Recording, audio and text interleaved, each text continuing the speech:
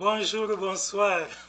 J'aimerais t'inviter aujourd'hui à méditer la parole de Dieu avec moi sur le thème Sers Dieu avec distinction.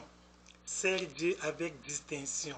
Nous devons servir Dieu avec distinction. Pourquoi? Parce que Dieu aussi nous a distingués. Alléluia. Parmi les 7 milliards d'habitants qui peuplent la planète Terre, Dieu t'a choisi dans ta famille, ta tribu, ta nation. Dieu a pointé son doigt sur toi et Dieu t'a sorti des ténèbres pour t'amener dans son admirable lumière. Et Dieu a payé un prix énorme pour ton salut. C'est son propre Fils qu'il a offert en sacrifice pour qu'il soit la rançon de tous tes péchés. Dieu t'a aimé spécialement, tu dois aussi servir Dieu spécialement. Dieu t'a aimé particulièrement, tu dois servir Dieu particulièrement. Mais dommage qu'aujourd'hui, beaucoup d'enfants de Dieu imitent ce qu'ils voient faire autour d'eux. Rares sont ceux qui cherchent à s'identifier au modèle biblique, à faire exactement ce que Dieu attend de chacun. Regarde à gauche ou à droite, comment fait-elle et moi aussi je fais. Cela n'est pas bien. C'est ça qui nous prive de la grâce de Dieu. En réalité, quand tu sers Dieu avec distinction, ça veut dire que tu dois être original. Tu ne dois pas craindre d'être différent des autres. Non, non, tu ne dois pas cacher ta spécificité. C'est même normal que tu puisses vraiment sortir du lot. Tu émerges de la masse et tu accomplis pour la gloire de Dieu ce qui va le glorifier. Je prends l'exemple des 5 doigts de la main. Ces 5 doigts de la main ont été créés par Dieu, mais aucun doigt n'est identique à l'autre. C'est ça. Chaque doigt est différent de l'autre, bien qu'ils ont tous été créés par le même Dieu. C'est la même chose. Nous sommes tous des êtres humains, mais nous n'avons pas les mêmes empreintes digitales. Nous n'avons pas le même ADN. Chacun de nous est spécifique. Chaque être humain est unique. C'est ça, tu es unique. Il n'y a personne qui est exactement comme toi. Même les jumeaux, les deux jumeaux nés de même père sont différents. C'est ça, donc chaque personne a une spécificité. Chacun est unique. Dieu ne photocopie pas les hommes. Non.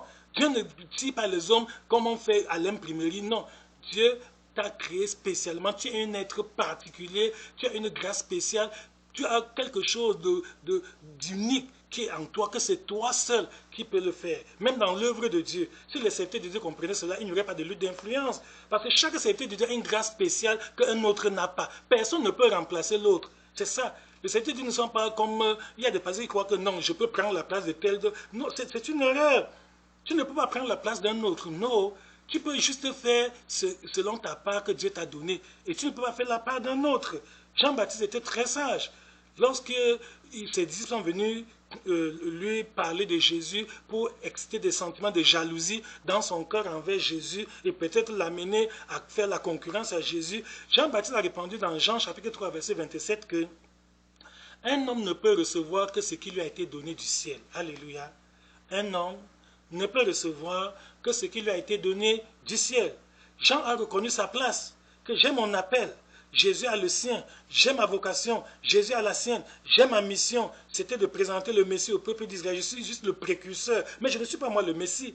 Maintenant que le Messie travaille, il fait des grandes choses et que tout le monde va à lui, il faut qu'il croisse et que je diminue. Quelle humilité. Imitons Jean-Baptiste. Quelle sincérité, voyez quelle grandeur d'âme Jean-Baptiste a eu. Mais aujourd'hui, dans le service de Dieu, quand un serviteur constate qu'un autre serviteur est utilisé par Dieu plus que lui, au lieu de parler comme Jean-Baptiste, au lieu de prier pour lui, au lieu de souhaiter son progrès, il le jalouse, il commence à le haïr, à le détester, à monter des coups, faire des intrigues, jeter les pots de banane pour le faire glisser, pour le renverser. Alors que même s'il tombe, tu ne prendras pas sa place. C'est impossible. Dieu ne t'a pas donné cette part-là. Un homme ne peut recevoir que ce qui lui a été donné du ciel. La concurrence ne peut pas te donner ce que le ciel ne t'a pas donné. Non. La haine, la jalousie, les mensonges, tout ce que les gens font aujourd'hui, ça ne peut pas te donner ce que le ciel ne t'a pas donné. La calomnie, les coups bas, les pots de banane, toutes les intrigues que les gens font dans les églises pentecôtistes aujourd'hui, les uns contre les autres, ça ne peut pas te donner ce que le ciel ne t'a pas donné. Un homme ne peut recevoir que ce qui lui a été donné du ciel. Garde ce que le ciel t'a donné, mon frère. Travaille selon l'appel que le ciel t'a donné. Vis selon la vocation que Dieu t'a donnée. N'imite pas. Il ne faut pas faire l'imitation servile. Que comme tel a ceci, je dois aussi avoir cela. Comme tel a telle voiture, telle maison, moi aussi, moi aussi. Attends que Dieu te donne ta part. Nous ne sommes pas dans un champ de bataille. Nous sommes dans l'œuvre de Dieu. Donc, c'est Dieu avec distinction. Garde ta dignité. Garde ta spécificité. Tu es original. Tu n'es pas la photocopie de quelqu'un d'autre, non. Tu es vraiment un cas spécifique, spécial que Dieu a envoyé dans ce monde. Donc voici le moment favorable où chacun de nous doit se ressaisir et servir Dieu avec distinction, même parmi les chantres, même ceux qui font la chorale. Quand tu chantes, ne regarde pas comment chante tel ou tel. Non, chante de tout ton cœur pour la gloire de Dieu. C'est un sacrifice que tu es venu offrir à Dieu. Et si tu offres un bon sacrifice, Dieu va agréer ton sacrifice et tu seras béni en retour. Et si tu offres un mauvais sacrifice, Dieu ne va pas agréer ton sacrifice. C'est ça. Abel et Caïn étaient les enfants d'un même père. Mais Dieu a agréé le sacrifice d'Abel et n'a pas agréé celui de Caïn. Parce que les deux sacrifices, les deux offrandes n'avaient pas la même qualité. Donc c'est Dieu d'une manière originale.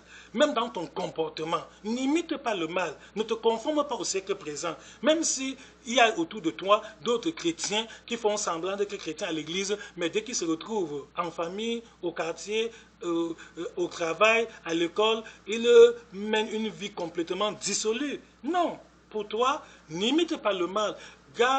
Mène une vie digne de l'évangile. Garde ton identité chrétienne partout où tu te trouves.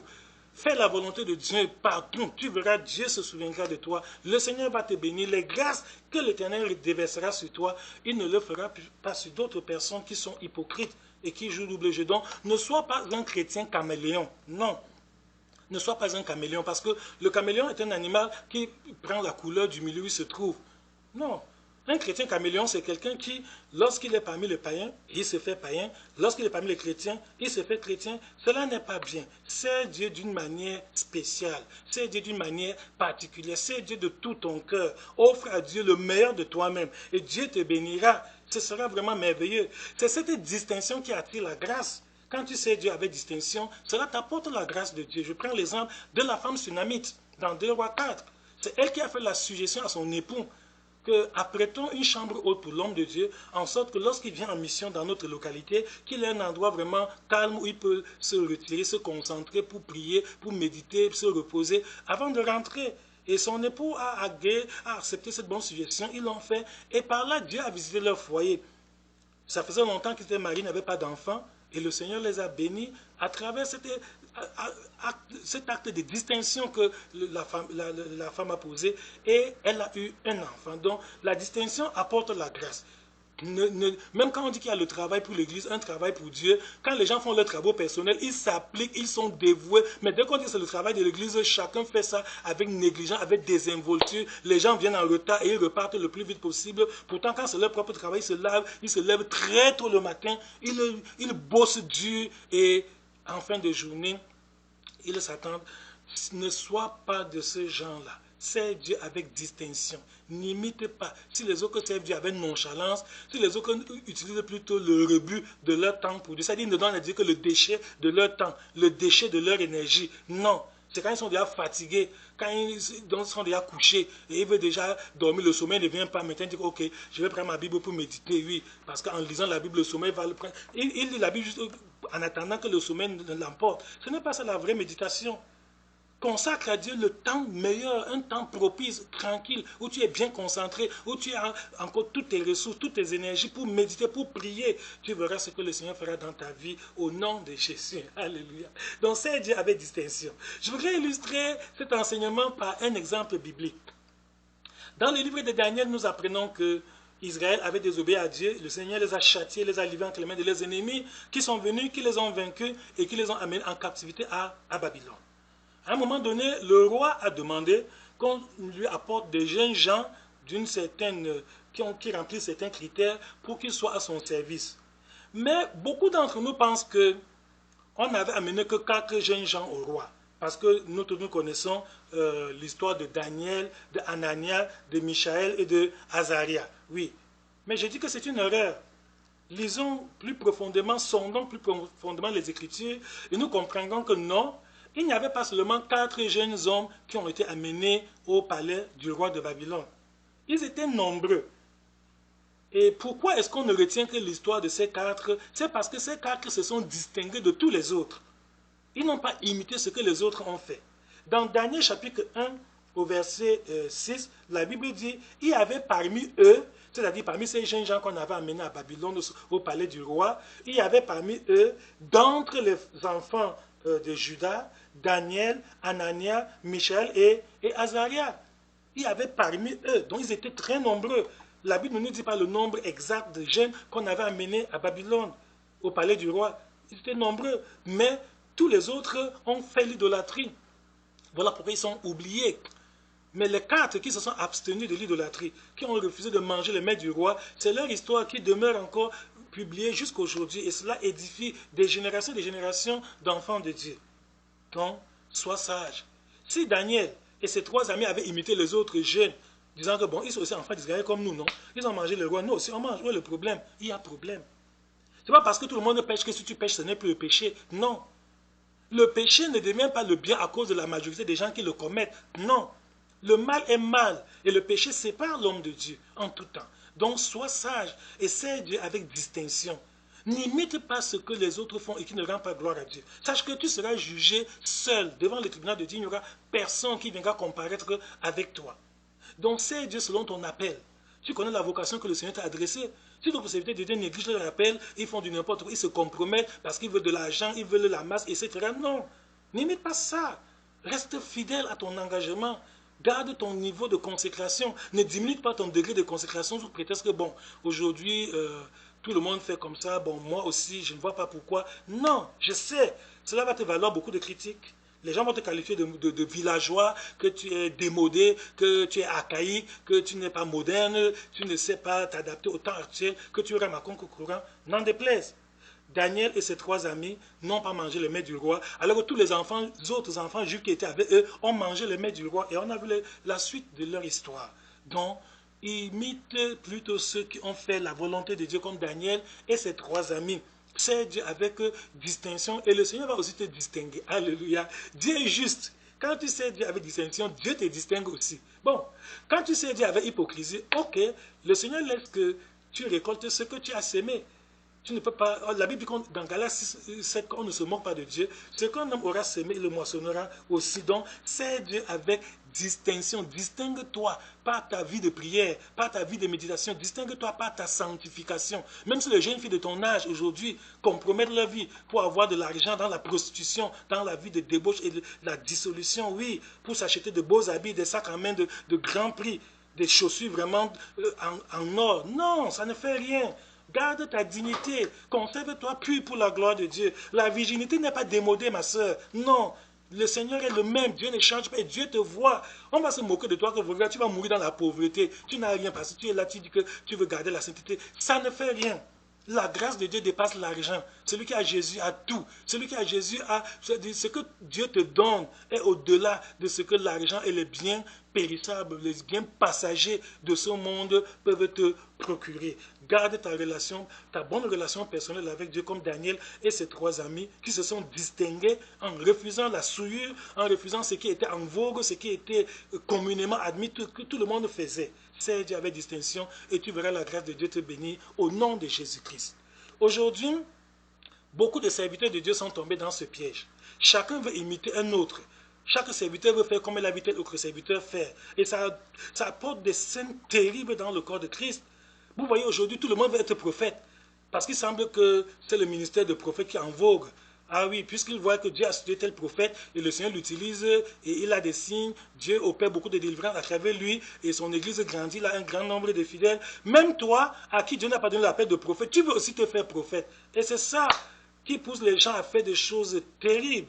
Vraiment des déviations, on voit des scènes incroyables dans certaines églises, juste parce que le pasteur de cette église aussi se fait prophète, parce qu'il veut imiter tel prophète de grande renommée que Dieu est en train d'utiliser. Non. Dans 1 Corinthiens chapitre 7, verset 17, l'apôtre Paul dit seulement que chacun marche selon la part que le Seigneur lui a faite, selon l'appel qu'il a reçu de Dieu. C'est ça. Marche selon l'appel que tu as reçu de Dieu. Si tu as reçu l'appel d'un prophète, ok, marche selon cet appel. Si tu as reçu l'appel d'un pasteur, marche selon cet appel. Si tu as reçu l'appel d'un évangéliste, marche selon cet appel. Si tu as reçu l'appel d'un docteur, marche ou d'un apôtre. Respecte ta vocation. Ne cherche pas à imiter l'appel d'un autre. Dieu ne t'a pas donné cette part-là. C'est ce que Jean-Baptiste a dit, qu'un homme ne peut recevoir que ce qui lui a été donné du ciel. Il dit, moi je ne suis que le précurseur. Mon appel n'est pas celui de Jésus. Jésus a la mission de sauver l'humanité. Mais moi, j'ai juste la mission de présenter le Messie au peuple d'Israël. Et ma joie est parfaite à mon petit niveau où Dieu m'a placé là. C'est ça un homme humble. Imitons Jean-Baptiste. Soyons satisfaits de la grâce que Dieu nous donne. Ne convoite pas la grâce, l'appel ou la vocation d'un autre. Non. Si Dieu voulait te donner ça, il t'aurait donné. Rien n'est impossible à Dieu. Mais si Dieu, dans sa volonté souveraine, a choisi de te donner un appel particulier, garde-le. C'est Dieu selon ta vocation. Et le Seigneur te bénira, tu auras ta couronne. Tu ne sais, donc il ne faut pas avoir un complexe d'infériorité vis-à-vis de tel ou de tel parce que ceci ou cela. Non. Laisse que chacun serve Dieu selon l'appel qu'il a reçu du Seigneur. Sois toi-même. Sois toi-même. N'essaie pas de devenir une autre personne. Quand tu es toi-même, tu es original et tu offres à Dieu un sacrifice de bonne odeur. Dieu va l'agréer, tu auras ta couronne et le nom de l'Éternel sera glorifié. Donc, ne cherche pas à imiter ou bien à avoir ce que Dieu ne t'a pas donné. Aujourd'hui, les gens veulent transformer l'Église, que l'Église s'adapte à eux, que l'Église fasse comme eux ils veulent. Si bien que quand il vient, tu ne prêches pas le genre de message qui lui plaît. Il change d'église, il va ailleurs, comme si la parole de Dieu change. Dieu est le même et sa parole est immuable. C'est ça. Tu auras beau changer d'église, aller partout, partout, partout. Si c'est un vrai serviteur de Dieu que tu rencontres, il te dira exactement, il est écrit. Il n'enlèvera rien, il n'ajoutera rien. Donc, l'église n'est pas un lieu d'adaptation. Non. L'église est un lieu de transformation. On ne vient pas à l'église pour obliger l'église à s'adapter à nous. Non. Tu viens à l'église pour que l'évangile te transforme, pour que tu te convertisses, que la parole de Dieu puisse te délivrer de la vie du péché et que tu deviennes une nouvelle créature. Voilà le but pour lequel le Seigneur nous a donné l'église. Donc, c'est Dieu avec distinction. Évite l'imitation servile. Ne tombe pas dans la routine. N'essaie pas de dévier de ta trajectoire parce que tu as vu les autres faire comme ça. Non. Ne diminue pas ton degré de consécration. Non. Reste fidèle à ton appel. Reste parce que tu rendras compte à Dieu toi seul. Et Dieu ne te jugera pas selon la vocation d'un autre. Non. Donc ne mesure pas ta foi, ne mesure pas ta spiritualité à quelqu'un d'autre. Mesure-toi par rapport à la parole. C'est ça. Si les autres deviennent tièdes, ils deviennent, je ne sais pas. Non, toi, reste bouillant pour la gloire de Dieu. Ne change pas ta température spirituelle pour plaire aux hommes, pour faire... Non, non, non, non, reste comme Dieu t'a appelé, fais la volonté de Dieu. Ne sois pas un chrétien caméléon. Parce que le caméléon est un animal qui prend la couleur du milieu où il se trouve. C'est pas bon d'être un chrétien caméléon. C'est-à-dire, un chrétien, quand il est parmi les païens, il se fait païen. Quand il est parmi les chrétiens, il fait semblant d'être chrétien. Non. Garde ton identité chrétienne partout où tu te trouves.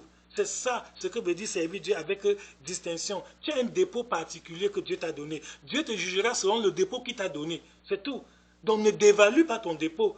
C'est-à-dire que ne méprise pas, ne sous-estime pas la grâce que Dieu a mise en toi. Dieu te jugera selon cette grâce. Nous voyons les uns des apôtres de Jésus.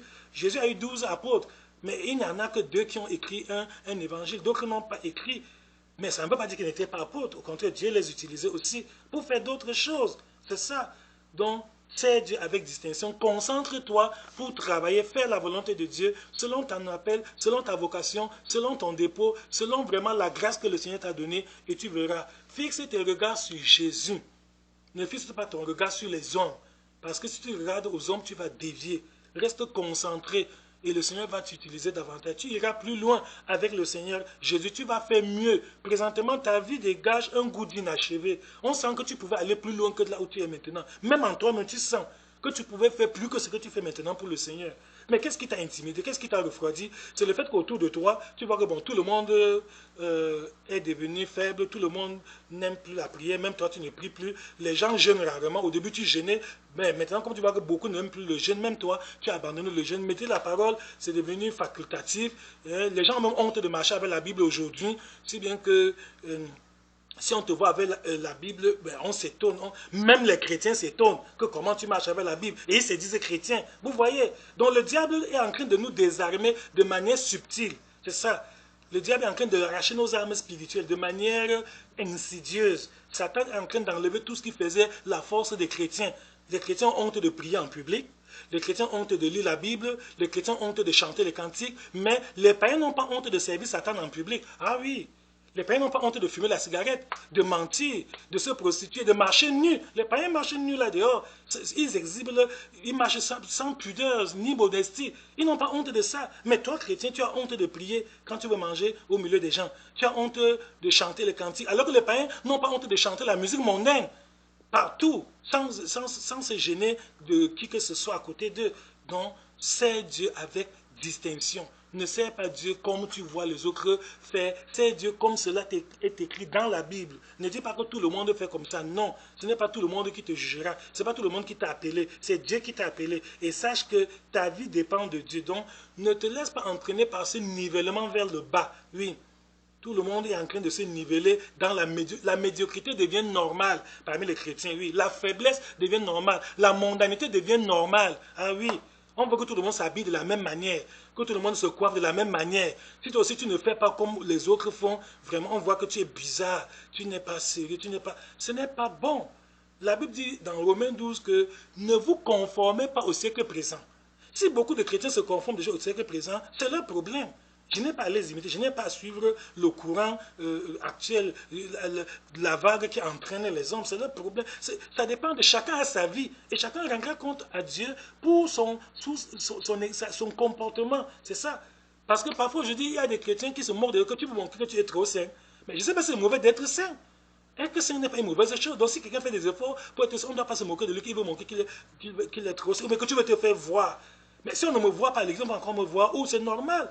Je veux me distinguer, je veux me faire remarquer. Job s'est fait remarquer dans son époque. Si bien que Dieu a dit à Satan, as-tu remarqué mon serviteur Job? Il n'y a personne comme lui sur la terre. Il craint Dieu, il se détourne du mal, il est intègre, il est droit. Même toi, il faut que Dieu rende le même témoignage de ta vie, mon frère, ma soeur. Qu'il n'y a personne comme toi dans ton assemblée. Que tu crains Dieu plus que tous les frères et les soeurs de ton assemblée. Que tu vraiment te sanctifies, tu veilles sur ta vie, tu mènes une vie digne de l'évangile, tu fais la volonté de Dieu, tu t'appliques, tu ne te laisses, tu ne diminues pas ton degré de consécration parce que les autres ont diminué le leur. Non. Au contraire, fais des efforts. Ne te laisse pas consoler par les mauvaises comparaisons, les comparaisons négatives. Ah, je ne suis pas le dernier. Est-ce que c'est seulement moi seul? N'est-ce pas même tel? Non, non, non, non, non. Il ne faut pas faire de comparaisons négatives. N'aie pas honte d'être différent. N'aie pas honte qu'on dise que tu n'es pas comme les autres. C'est normal. Si Jésus était un conformiste, on ne l'aurait pas crucifié. Ne sois pas un conformiste. Jésus n'était pas conformiste. Jésus a trouvé un modèle selon lequel les gens faisaient à son temps. Mais il s'est distingué de ça. Voilà pourquoi ils ont été révoltés. C'est ça, donc, distingue, ne te conforme pas au siècle, ne sois pas un conformiste. Je sais qu'il y a la dictature de la mode aujourd'hui. Oui, la mode est devenue une dictature et ce sont même les gens qui se disent chrétiens qui veillent sur cette mode pour que tout le monde l'applique. Ah oui, c'est très très étrange, mais je suis obligé de le dire.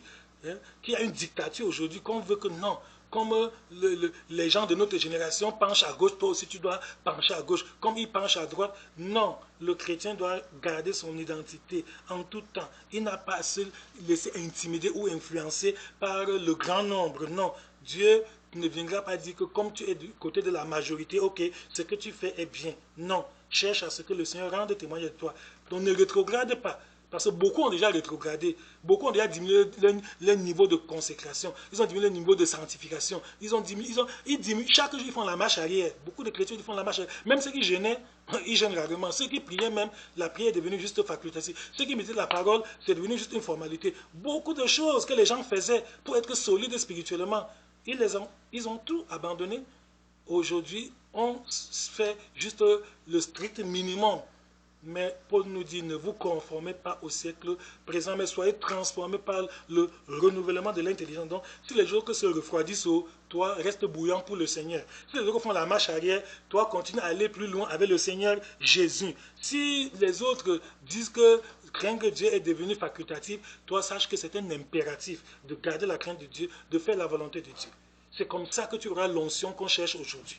Dans beaucoup d'églises aujourd'hui, les gens prient pour l'onction. Matin, midi, soir, les gens demandent à Dieu l'onction. Donne-moi l'onction d'Élisée, l'onction.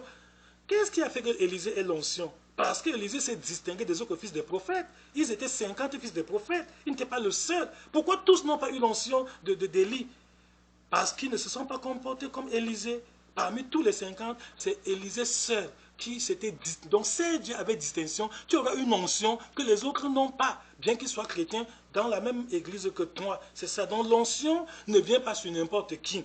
Dieu ne donne pas son onction juste parce que les gens ont prié intensément. Non, Dieu donne son onction parce qu'il a trouvé un vase approprié. Il a trouvé un instrument adéquat dans lequel ils peuvent déverser cette onction. On a vu comment Élisée a utilisé l'onction que Dieu lui a donnée. Donc, sois sage. Et je vais terminer par un témoignage que j'ai reçu d'un chrétien qui avait voyagé. Il est allé en mission dans le cadre de son service profane dans un pays étranger. Et quand il arrivait à l'aéroport, il était vraiment embarrassé. Il se demandait, je vais aller où je peux habiter ou pendant que je vais faire la mission dans mon lieu de service, aller à l'hôtel, je serai isolé. Est-ce qu'il n'y a pas une communauté d'enfants de Dieu dans cette ville? Et il a demandé au taximan qu'il le prenne à l'aéroport pour l'amener à l'hôtel. Il a posé la question au taximan que, mon ami, est-ce que tu connais un chrétien dans cette ville? Le taximan lui a répondu. Il lui a demandé que, monsieur, vous voulez connaître la maison d'un chrétien normal ou bien vous voulez connaître la maison d'un chrétien qui exagère? Et le frère lui a encore demandé, qu'est-ce que tu dis?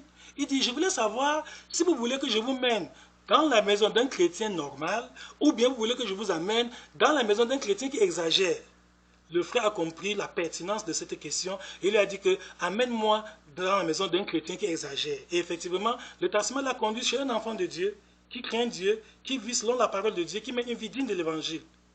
Quelle est la leçon que nous pouvons en tirer, mes frères et sœurs? Ça veut dire que même les païens connaissent ceux qui sont vraiment consacrés parmi nous. Hein. Les païens qui nous voient, ils savent distinguer que tel qui va là-bas, ah, ça c'est zéro. Il fait la forme, il fait semblant, il est avec nous. Quand il rentre de là, il fait tout ce que nous on fait. Mais ils savent qu'il y a tel qui est radical dans sa consécration. Il ne s'amuse pas avec la parole, le péché. Il ne joue pas avec les plaisirs, les passions de la chair. Il est intègre, il est vraiment strict. Même ceux qui ne viennent pas à l'église connaissent ceux qui sont des hypocrites parmi nous et ils connaissent ceux qui sont vraiment consacrés, ceux qui sont vraiment dévoués, ceux qui servent le Seigneur de tout leur cœur. Donc, mon frère et ma soeur, servent Dieu avec distinction. Et la même grâce que Dieu a donnée à Daniel et ses 3 amis sera ton passage. J'ai une bonne nouvelle pour toi. La bonne nouvelle que je voudrais t'annoncer est que Dieu t'aime mon frère, Dieu t'aime ma soeur. Et le Seigneur est le Dieu de miséricorde et de compassion. Même si tu n'as pas servi Dieu avec distinction jusqu'à présent, si ta conscience te juge après avoir écouté ce message, et tu sens que vraiment tu as été défaillant, ne désespère pas, ne te décourage pas, il n'est pas trop tard, tu peux encore te rattraper. Alléluia. Le Seigneur ne veut pas la mort d'un pécheur, il veut que tu te repentes et que tu vives. Donc, ressaisis-toi, repens-toi, demande pardon à Dieu pour ta tiédeur spirituelle, demande pardon à Dieu pour toutes les compromissions auxquelles tu t'es livré, repens-toi de toutes les déviations qui t'ont caractérisé ces derniers temps et cherche à reprendre ton premier amour. Le Seigneur va te secourir. La grâce de Dieu t'aidera pour que tu retrouves l'ardeur, que tu retrouves l'amour du premier jour, que tu retrouves encore ta consécration et que tu serves Dieu avec zèle et détermination, que tu serves Dieu avec distinction. Et la couronne de la justice te sera réservée comme à l'apôtre Paul qui dit, j'ai combattu le bon combat, j'ai achevé la course, la couronne de justice m'est réservée. Le Seigneur, le juste juge me la donnera en ce jour-là, non seulement à moi, mais aussi à tous ceux qui auraient aimé son avènement. Donc même toi qui aimes l'avènement du Seigneur, Dieu te donnera cette couronne de la justice, cette couronne de la vie, si tu le sais avec distinction. Que cette parole, que ce message t'aide à te ressaisir, à changer de camp, à quitter le camp des conformistes, à quitter le camp des hypocrites et à réintégrer le camp des enfants de Dieu pour être fidèle, pour servir Dieu de tout ton cœur, de toute ton âme, et la bénédiction sera ton partage. Que le Seigneur t'édifie par ce message. Au nom de Jésus-Christ. Amen. Amen.